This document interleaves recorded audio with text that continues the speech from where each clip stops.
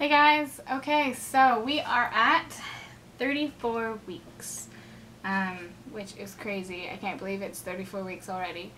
Like, when I first got pregnant, I'm an over organizer, so I'm just gonna put that out there.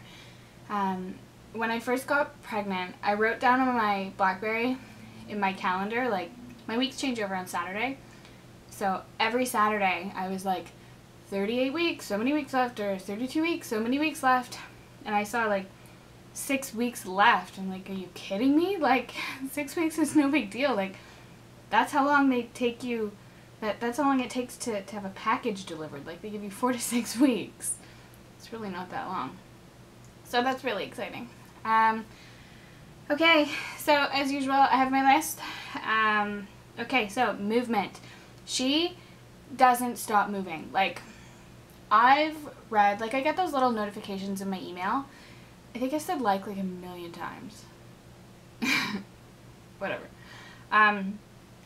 I have read that my baby's supposed to be still right now, and she's supposed to be sleeping most of the day and not super active because she's running out of room. And I just laugh.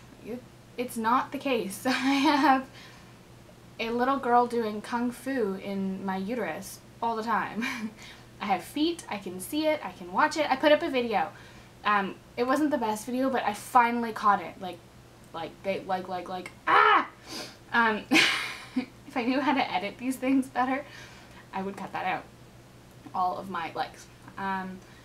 But this little girl is on the move all the time.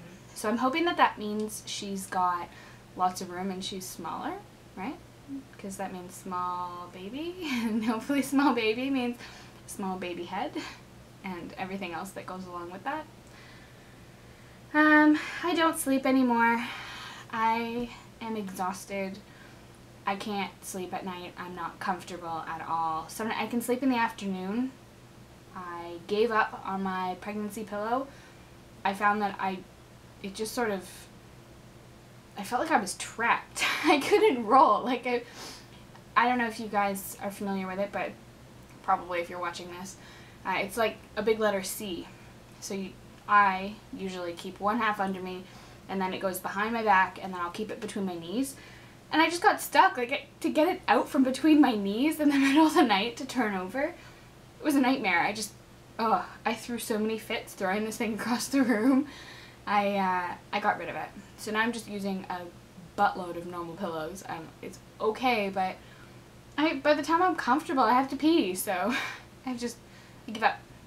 But I'm on mat leave, so it's fine. I have time.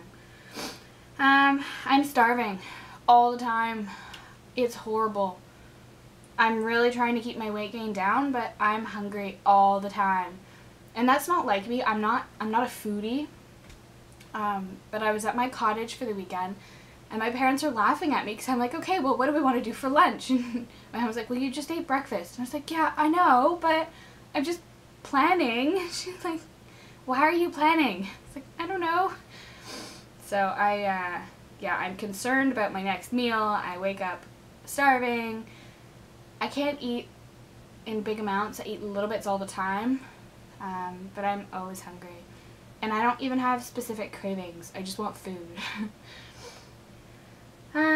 Except for onions. Actually, I did write that down. I forgot. I was eating onion sandwiches every day. How gross is that?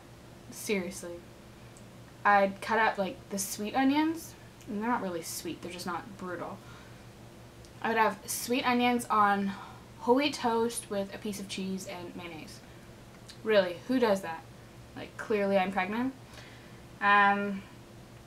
I had a baby shower thrown by my coworkers, which was so sweet. It was a total surprise. They were like, yeah, it's a mandatory staff meeting. We need you to come. You know, bring some food, bring whatever. Super casual. So I had no idea.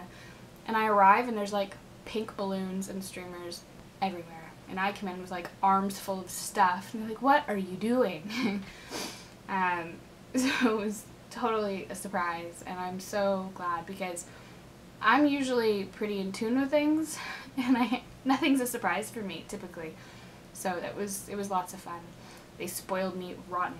I got high chairs and bathtubs and stuff, and I just got so much stuff. I would do a haul, but I don't know. I've sort of put stuff away, and you know, I just got baby stuff. Yeah, hauls aren't really my thing, but I enjoy you girls that do them. It's nice. I am puffy. I'm so puffy. My face is puffy. My arms, my legs, my feet. It's so bad. I hate it.